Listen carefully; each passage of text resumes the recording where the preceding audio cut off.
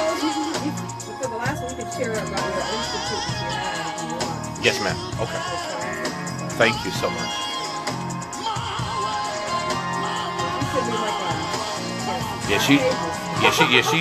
She's like, what you want me to send? I said, you send it all. I don't know nothing. Oh my God. Good morning. Thanks for calling. You're with Apostle Robbie C. Peters.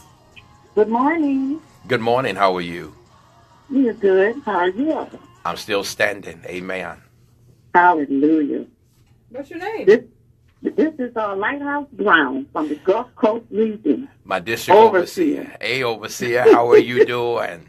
I'm wonderful. How are you, Apostle? I'm still standing, and I thank you. I thank Bishop Brown for standing with us in Kingdom Empowerment as an entity, and then knowing the prototype. So I love you, and I thank you so very much. I'm so pumped up right now. I'm so excited. I'm even ready to just see you on live radio. We are doing great down here. I'll be talking with you later. Yes, God ma'am. bless you, and we are enjoying you. Amen. Love you so very much. I thank you. Thank you for calling. Okay. Stay pumped up. Stay pumped up, okay? I'm pumped. Okay. Hallelujah. Right, Amen. Bye-bye. That's funny. Yeah, she's amazing. Okay. There's some of our seniors. Her husband, I just appointed him as one of our senior bishops of our fellowship. And they're very great people. Very great people. I could not have asked for a great conclave of leaders in this season of my life. I've had a lot of people that knew how to do church, but didn't know how to do kingdom. Yeah, I'm a realist. I remember in the movie Get On Up, James Brown said there's a show and there's a business. And I remixed it to say there's a difference between being in the kitchen and being in the restaurant. And to me, the church is the restaurant, but the leadership is the kitchen. Because in the kitchen is where you do your planning, how you do your prep for the actual restaurant. Oh, don't worry, I'm gonna say this right here in the notes. Yeah, okay, it's in the notes, I promise you. Praise God.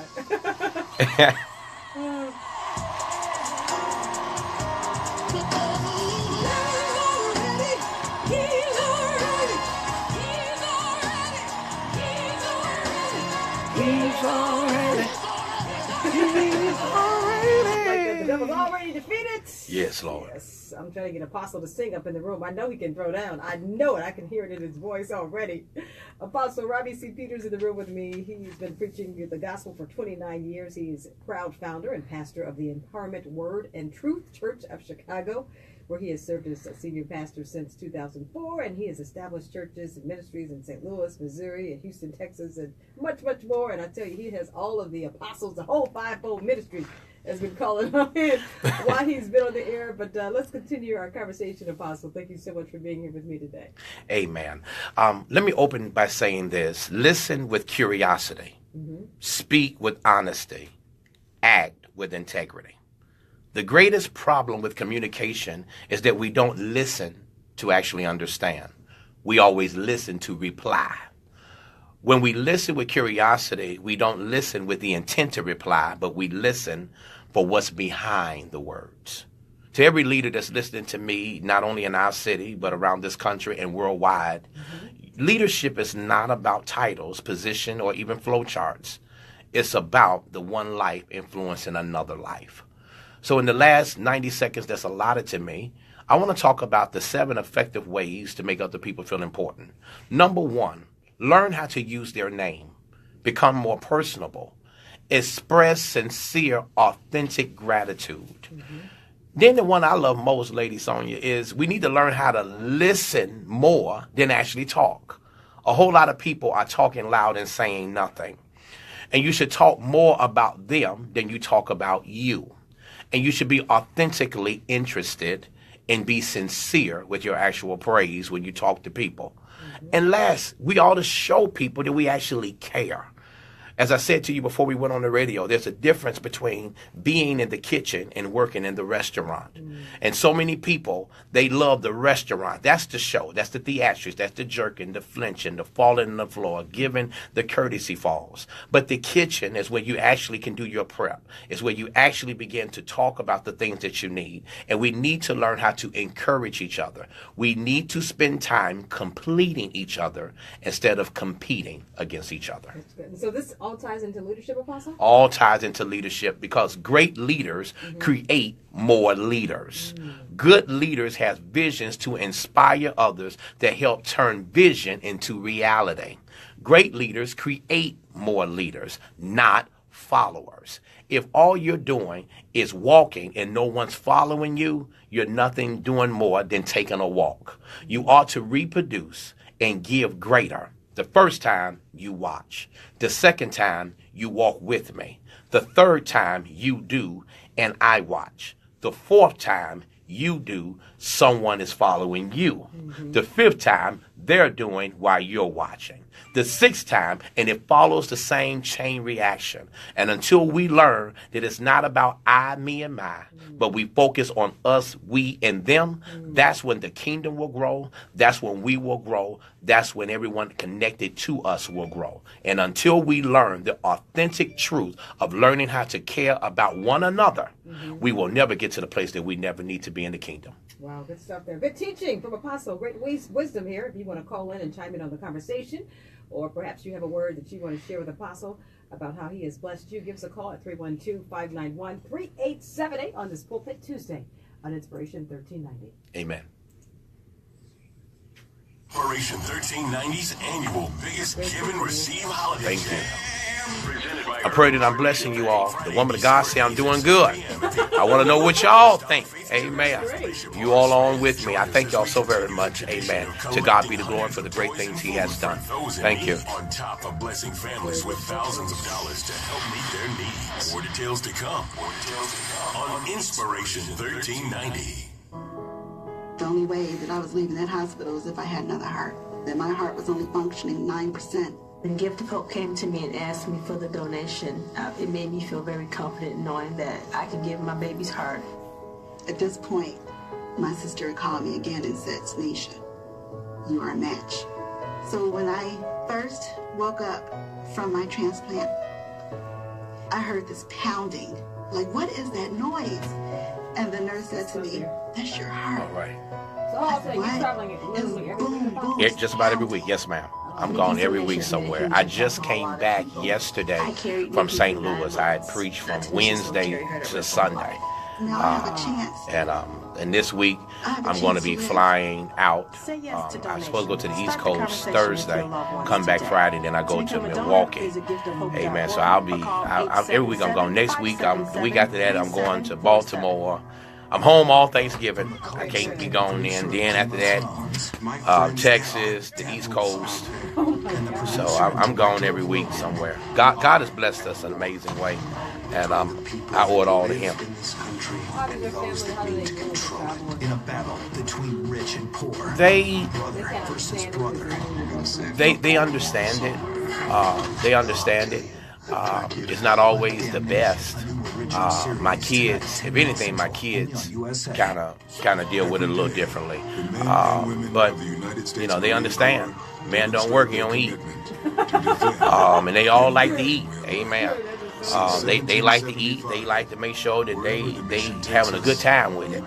Amen. I came in yesterday and trust me, they were sitting there like, I'm glad you're here. I'm ready to eat. Amen. Amen. And my girl, I love them immensely. I couldn't ask for nothing better. I'm actually living the dream that God told me I would live. And I've been in church all of my life.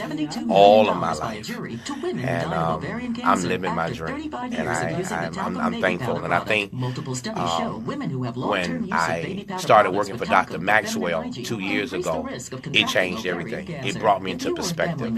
I'm known around this city and other places as a leadership guru and Episcopal guru because I do a lot of affirmations, consecrations. I begin starting people with some of their processes when they become bishops, apostles, anything in the fivefold ministry. I kind of help them start their process. And then the Lord allowed me to do that. And then I walked into a room that I knew nothing about in the secular field. And Dr. Maxwell has cultivated me to learn that aspect. I learned that when you walk into a room, you own the room. but you also got to be wise enough to be a sponge to learn everything there is in that room. So I make sure wherever I go, I stay humble, knowing that whatever people say, you're a giant, they give you a lot of accolades. That don't move me. What moves me is that your life change after I do what it is that I came to do. So when Dr. Maxwell spent that time with me and began to share with me, I didn't want to do no Facebook Live. I'm in cameras and lights all the time.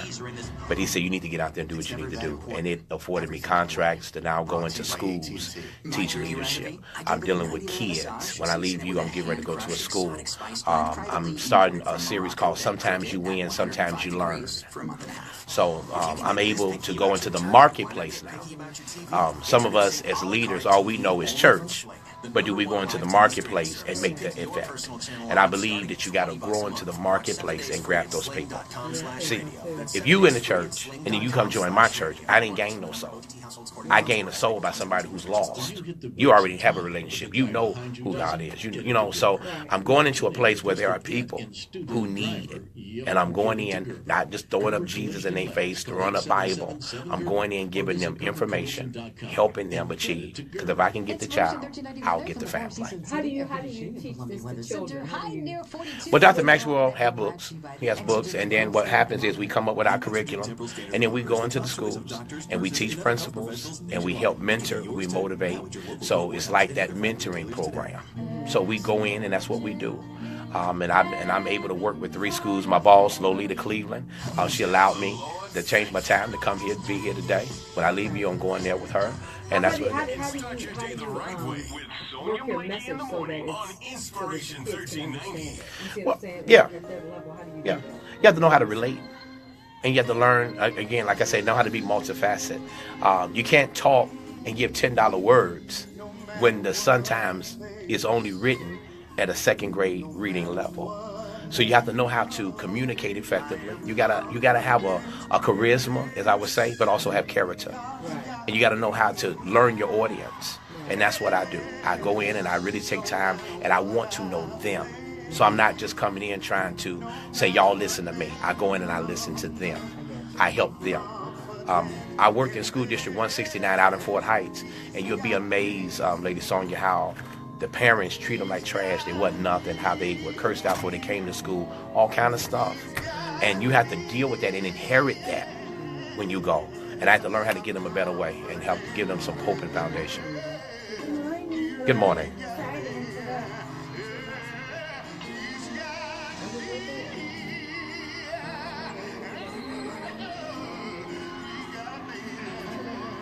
Pray that I'm blessing y'all. Amen.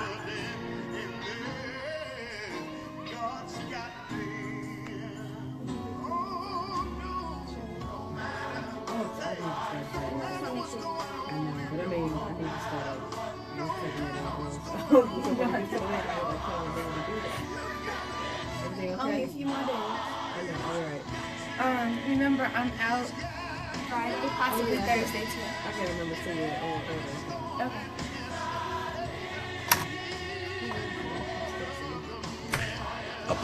Apostle John Bill, amazing job at your conference last week. I'm sorry I couldn't be with you. I was in St. Louis for my son, amen, for his anniversary.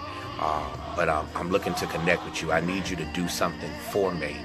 I need you to do something for me, okay? I'm looking forward to talking to you, okay?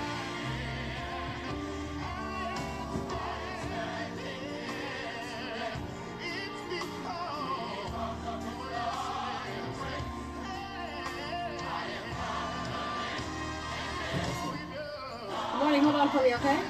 Morning, Kiss Hole. Thanks for calling. You're with Apostle Peters. Hello, good morning, Apostle Peter. How you doing? Good morning, sir. This is your son, Cleveland, Mississippi, Apostle Harris. Hey, Apostle, how you doing? I'm doing wonderful. I just want to call and say that you're doing such an awesome job to Sonya Blakey for the opportunity for allowing you to come to minister to the world, to hear an awesome leader that is able to impart and to build kingdoms. I just want to say we love you here in the southern region, and you know we got your back. Amen. I love you so very much, and I'm praying for your mother. Let her know I send my love to her, okay? Yes, sir. Thank All you. right. Bye-bye. Thanks for calling in with Apostle Robbie Peters. Hi, good morning. This is Dr. Dixon. How are you? Apostle Robert Peterson, I hear you. I want to encourage you this morning. Keep on courage and stay on the wall. And I love you this morning. I thank you so very much, son. I honor you beyond words. Thank you. Have an amazing day. You too. Thank you.